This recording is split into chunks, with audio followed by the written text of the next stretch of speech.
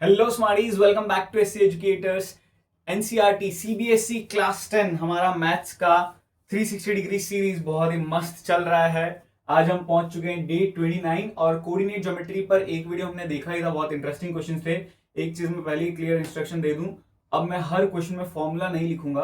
अब पहले वो वीडियो को जरूर देख लो और प्लस फॉर्मूलाज को थोड़ा सा पॉलिश कर लो। हम थोड़ा अप्लाई करेंगे सो दैट वीडियो थोड़ा ज्यादा लेंदी ना हो जाए, स्मूथली चले।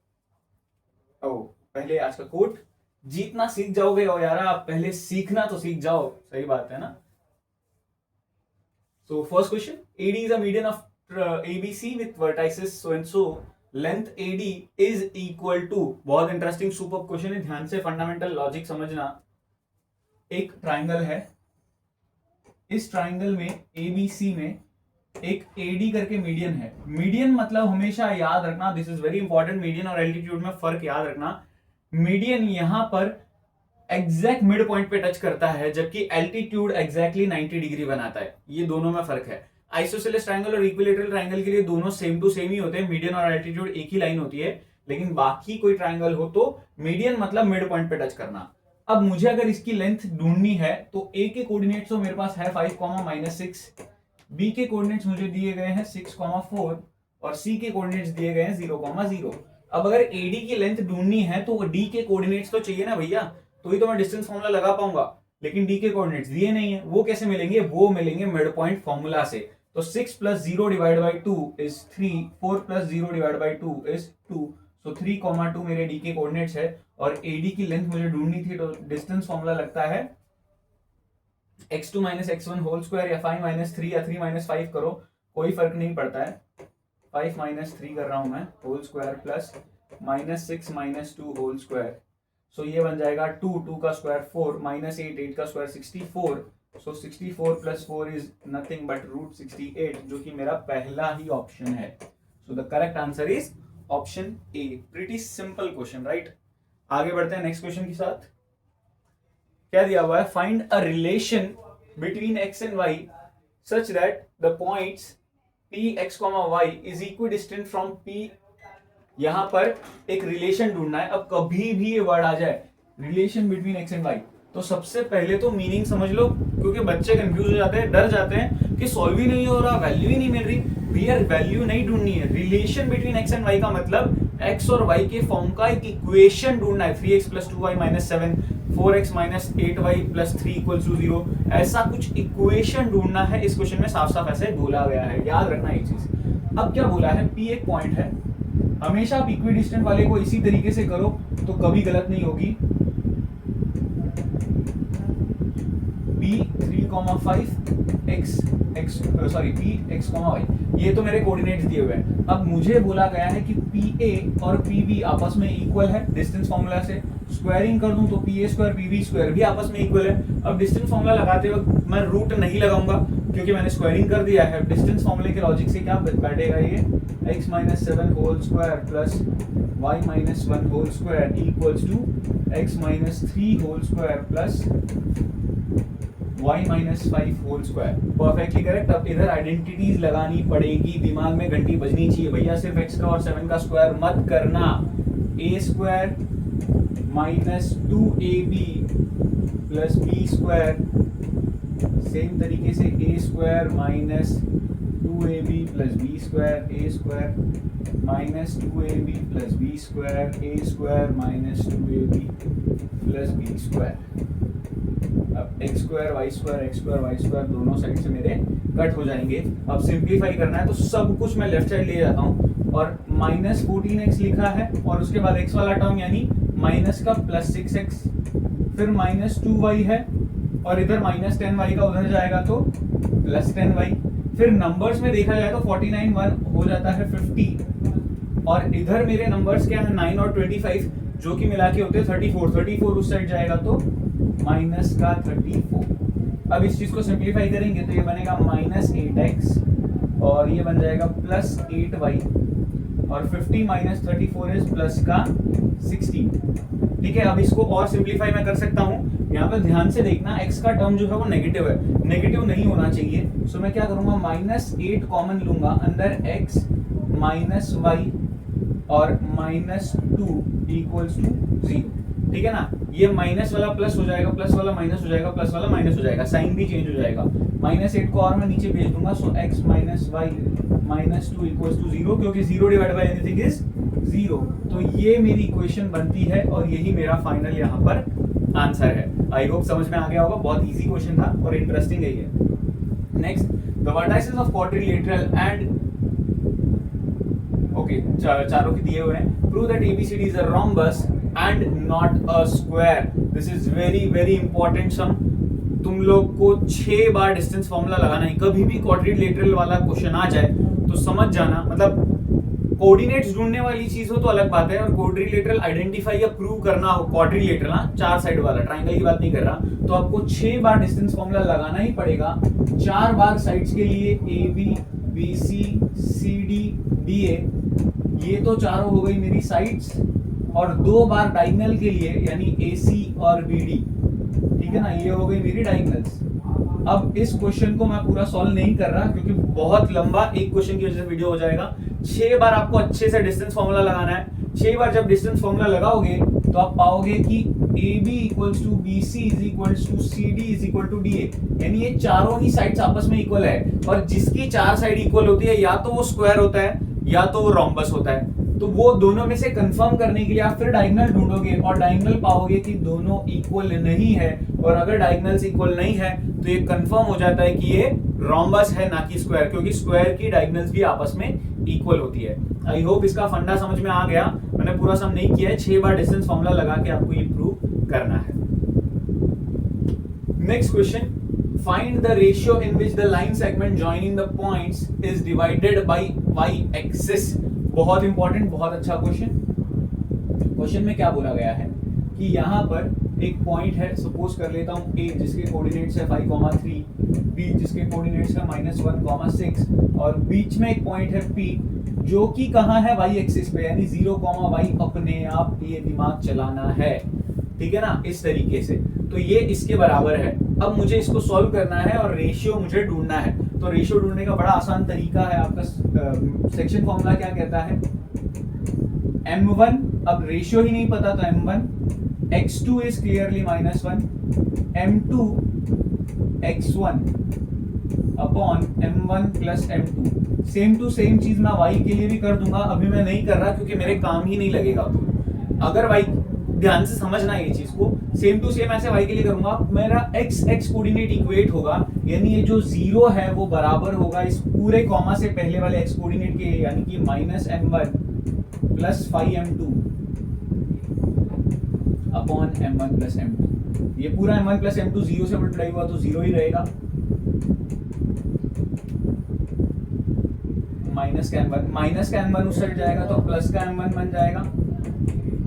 अब मुझे चाहिए रेशियो में M1:M2, तो ये M2 नीचे जाना चाहिए। सो इस M2 का अगर मैं नीचे भेज दूं तो M1 अपॉन M2 की वैल्यू क्या मिलेगी मुझे, 5, और नीचे कुछ नहीं है तो 1।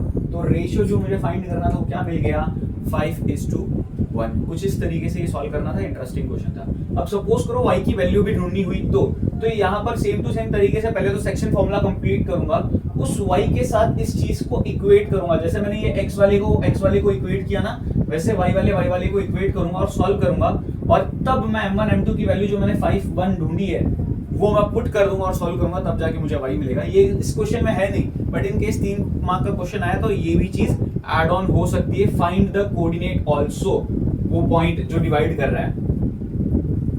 Next question, the points so and so lie on a circle with center 2, -3y such that AB is a diameter। ठीक है ना, AB एक डायमीटर है। मैं पूरा सर्कल बना नहीं रहा, काम लगेगा नहीं मेरे। -1, y और B के कोऑर्डिनेट्स है मेरे पास, कहाँ गया, ओह सॉरी 5, 7, और बीच में एक सेंटर है दैट इज O, जिसके कोऑर्डिनेट्स मुझे दिए गए हैं 2, -3y। क्वेश्चन में बोला है find the value of y, also find the radius of the circle. पहले y की वैल्यू ढूंढते हैं। y की वैल्यू बड़ी सिंपल होगी, O 2, -3y, सेंटर है तो मिड पॉइंट फॉर्मूला लग जाएगा। मिड पॉइंट फॉर्मूला मतलब x1 plus x2 upon 2, y1 plus y2 upon 2।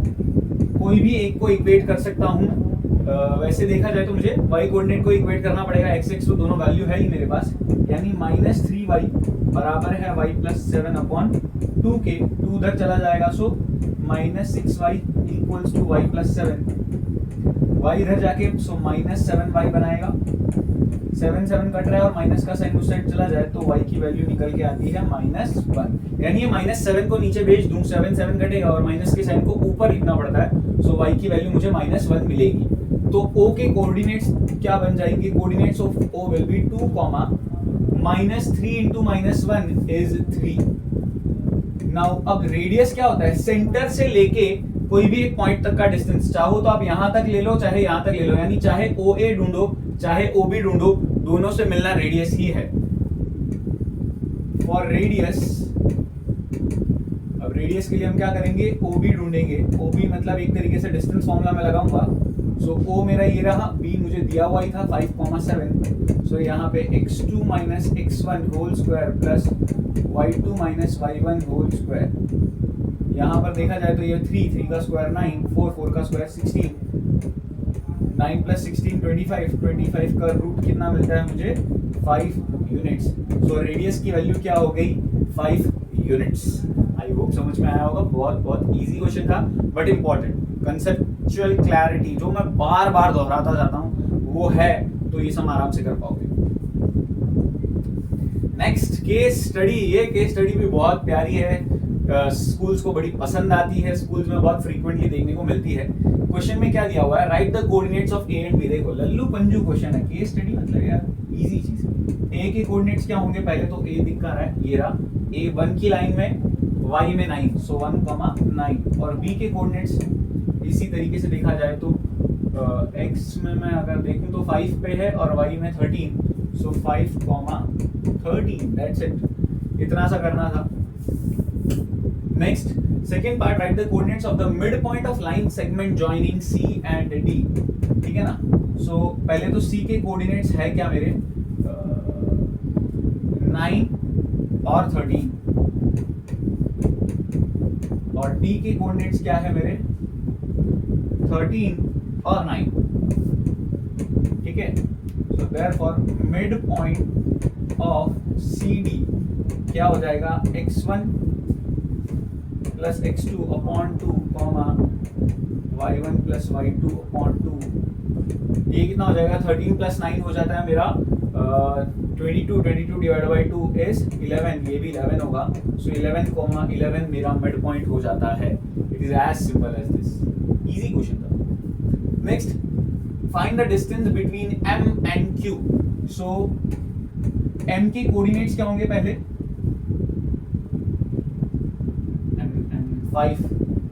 5,11, और Q के कोऑर्डिनेट्स क्या हो जाएंगे मेरे, M एंड Q ही बोला है ना, find the distance between M and Q, okay, 9,3,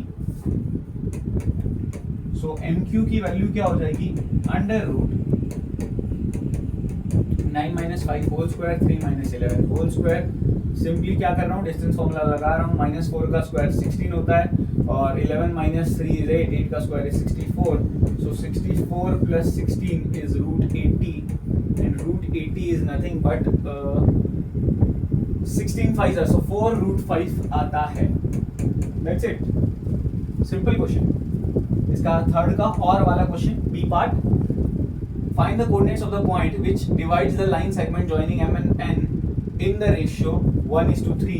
तो मुझे P तो नहीं लूंगा मैं, M और N को, अगर देखो P मेरे क्या है, यहाँ पे पॉइंट्स जो है उनमें है ऑलरेडी, तो मैं कुछ और ले सकता हूँ, L ले लेता हूँ, LX, Y, जो मेरा सेक्शन फॉर्मूला होता है वो लगा रहा हूँ।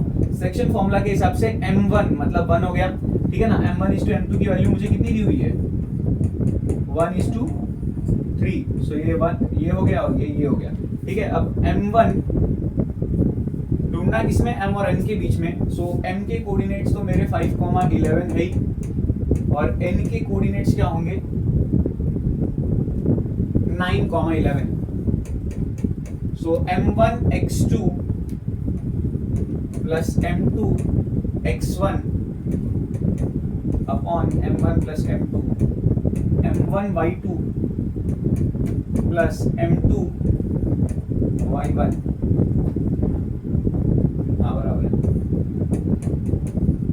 अब इसको सिंप्लीफाई करूँ तो 9 + 15/4 और ये हो जाएगा 11 + 33/4।